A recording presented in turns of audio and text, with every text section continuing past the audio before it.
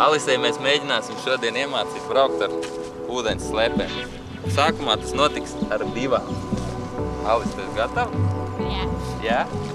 Tā, vispirms mums vajadzētu apgūt, kas ir slēpes un kāda ir slēpes stiprinājumi. Stiprinājumi ir regulējumi. Alis jau zina noteikti, kāds tev kā izmēr. Slēpi, lai uzvilktu kājās, ir vajadzīgs sasliktāt.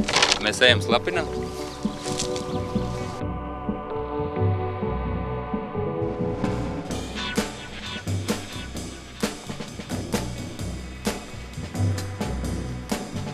Un piebīdam, cik vien iespējams cieši kāju zābaku klāt.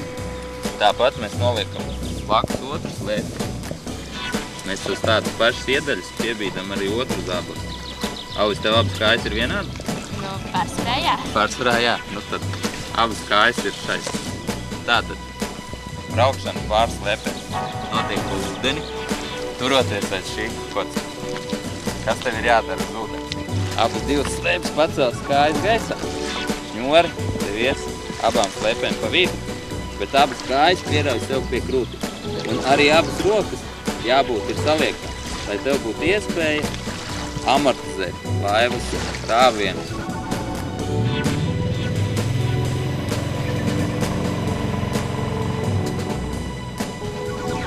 Un slēpēm nekādā gadījumā, kad tev sāk silpt, nemēģini uzreiz iztaisnot kāju.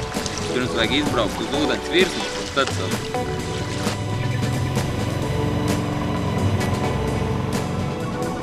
Lielākās kļūdas ir parasti tāds, ka slēpes aiziet plakaniski viena no otras prom.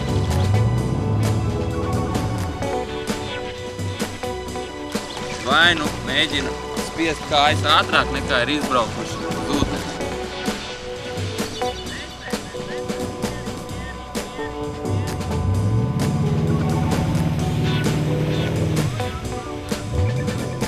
Un trešais variants ir, kad ir pārāk liels rāviens laivai un aizlido līdzi.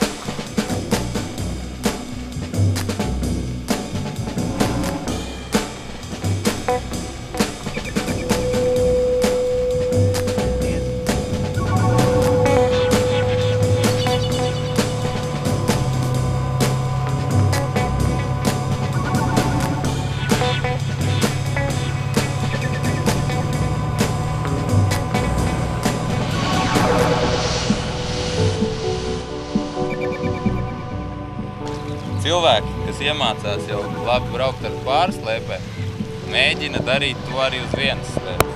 Tas ir tā, ka kāja viena ir šajā slēpē un aizmugurējo kāju mēs liekam šeit. To var panākt, teiksim tā, braucot ar 2 slēpēm pa ūdeni, mēģināt vienu slēpi mest nost.